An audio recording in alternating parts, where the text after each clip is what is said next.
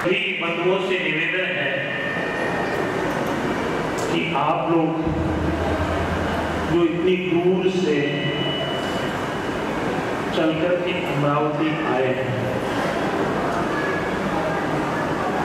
क्या सोच लेके घर से निकले थे?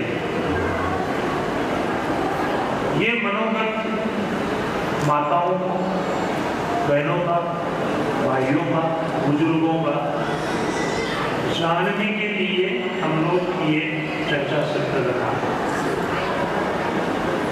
तो कृपया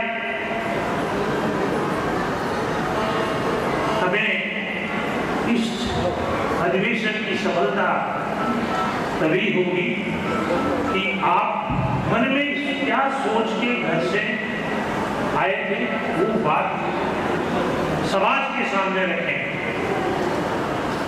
कि ऐसा दादी समाज का एक संगठन पूरे महाराष्ट्र में होना चाहिए। क्या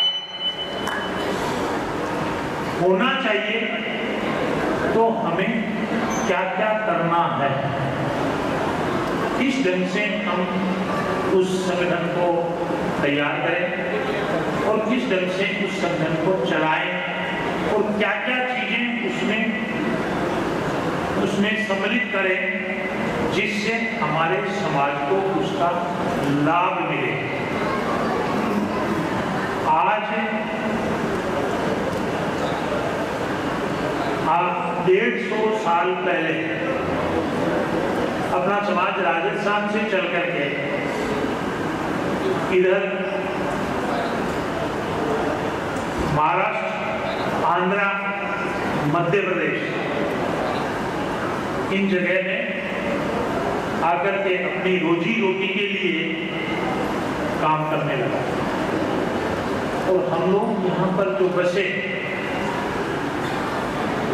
तो फिर हमारा राजस्थान पिछले 3-4 पीढ़ियों से जाना आना भी कम होता गया, धीरे धीरे कम होता गया।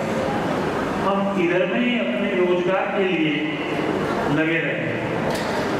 तो आज हमारी समस्या क्या है? ये हर व्यक्ति के मन में है कि हमारी समस्या क्या है। हमें एक गांव में 5 घर, 10 घर, 4 घर, 3 घर, 2 घर ऐसे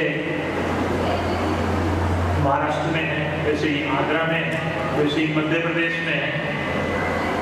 तो हमें अपने ही समाज में अपने बच्चों का संबंध करने के लिए बहुत सारी तकलीफें झेलनी पड़ती है,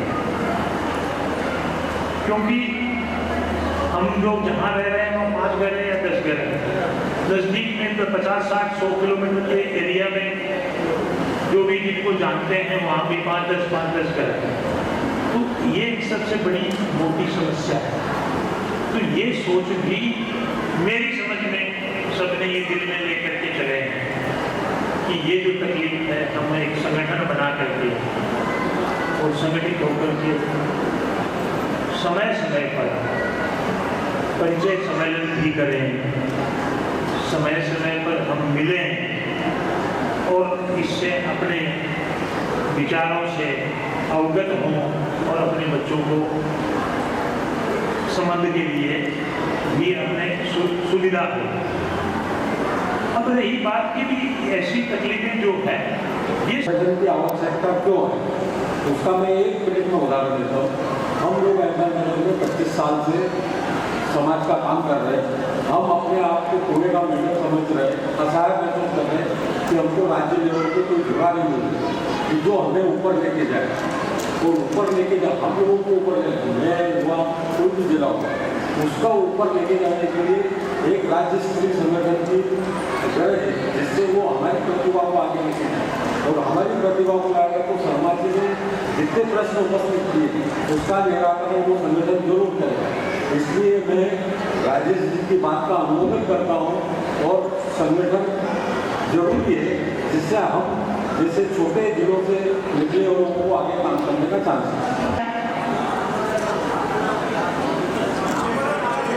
मैं संजीव कुमार भागीरथी व्यास आज हाल मुकाम सोलापुर, जैसे मैं चेन्नई का हूँ और लास्ट 25 साल से सोलापुर रह रहा हूँ पेट पानी रोजी रोटी के लिए।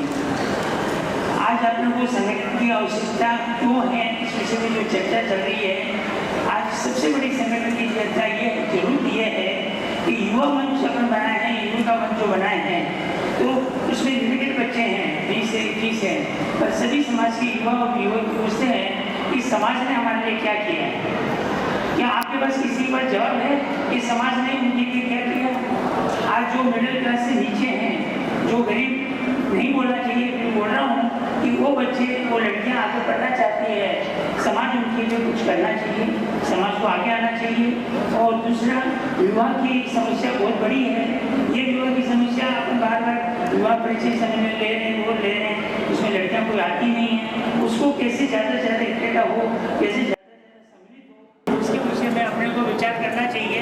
यही सबसे बड़ी समाज की और अपनी बच्चों के लिए युवा लोगों को अपन समझाना है कि समाज क्या है और समाज को क्यों, आपके लिए समाज क्या कर सकती है। इस विषय में आने वाले नए संगठन के पदाधिकारियों से मैं नम्र विनती करूंगा और कि इस विषय पे विचार करें। और दूसरी बात ऐसा है कि पूना जैसे शहर में काफ़ी हर एजुकेशन का बहुत बड़ा हब है और हिंदुस्तान की हर कोने से बच्चे वहाँ रहते हैं। उसमें अपने दादीज बंधु भी रहते हैं, दूसरी छन्नती ब्राह्मण भी रहते हैं। पर पहले अपने को दादीज बंधुओं की, जैसे कोई अपने एक भाई है जो हॉस्टल चलाते हैं, वैसी कोई और अपनी व्यवस्था करनी चाहिए कि अपने बच्चों के लिए वहाँ पे रोजी महाप्रसाद, भोजन और रहने की सुविधा हो कम से कम खर्चे में। फ्री में कोई व्यवस्था नहीं होनी चाहिए, फ्री में कुछ भी नहीं मिलता है। एक सांस ले तो दूसरी सांस छोड़े तो दूसरी आती है, तो फ्री में कोई आवश्यकता नहीं है। मिनिमम खर्चे में, जैसे कोई दूसरी जगह जाके लेता है, पेन गेस्ट बनता है, वहाँ उसको 10,000 15,000 ऐसे खर्च आता है, तो अपन एक 5,000 3,000 जो हर आदमी उसको अफोर्ड कर ये सहन कर सके, वैसा आपने की व्यवस्था करनी चाहिए। और इस विषय में आप लोगों को समाज को ध्यान देना चाहिए। हमारी माता जी कुल देवी माँ सतीमती एवं महर्षि गौतम ऋषि को सर्वप्रथम प्रणाम करते हुए आप लोगों के आशीर्वाद से हमारे मंच अध्यक्ष श्रीमान तिवारी जी, हमारे बड़े बुजुर्ग आज तक रहे मार्गदर्शक, जिन्होंने सही समय पर हमें निरंतर प्रयास करते हुए आगे बढ़ाया, उन सबके आदेश द्वारा और मेरे सभी सहकारी मित्र जो यहाँ उपस्थित हैं, उन सबका आदेश लेते हुए मैं मेरे दो विचार आपके सामने रखना चाहूँगा।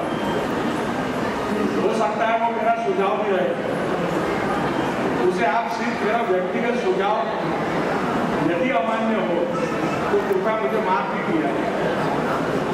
मेरा नाम है प्रेम आसोपा, मैं वर्धा से आया हूँ और वर्धा जिले का मैं अध्यक्ष हूँ।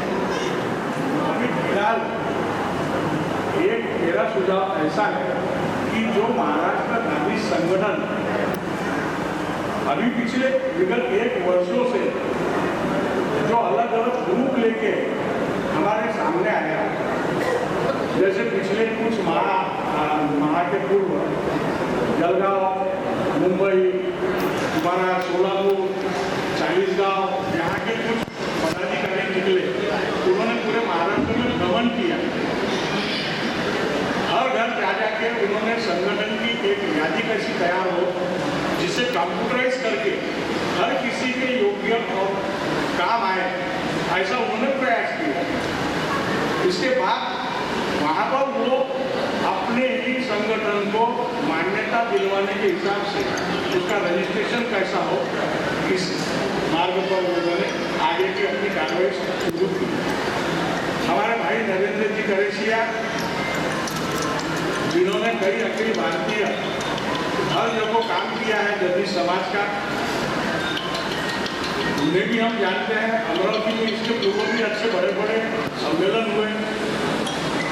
अब यहाँ से एक जैसे एक ग्रुप तैयार हुआ, उन्होंने अपना एक रजिस्ट्रेशन विदर्भ, एक दूसरे के विचारों का आदान प्रदान करके यदि वो निकलती हो तो सबसे बड़ा मार्ग अपना वो सही रहेगा, ऐसा मुझे लगता है। बार हम बड़ौदा जिले से आए हैं। एक साहसिक आकर्षण बोल के हमारा अमरावती में ये विदर्भवासियों का आकर्षण रहेगा। यानी इसमें ऐसी कोई बात नहीं है। यहाँ हमारे परिवार जुड़े हुए हैं जिनको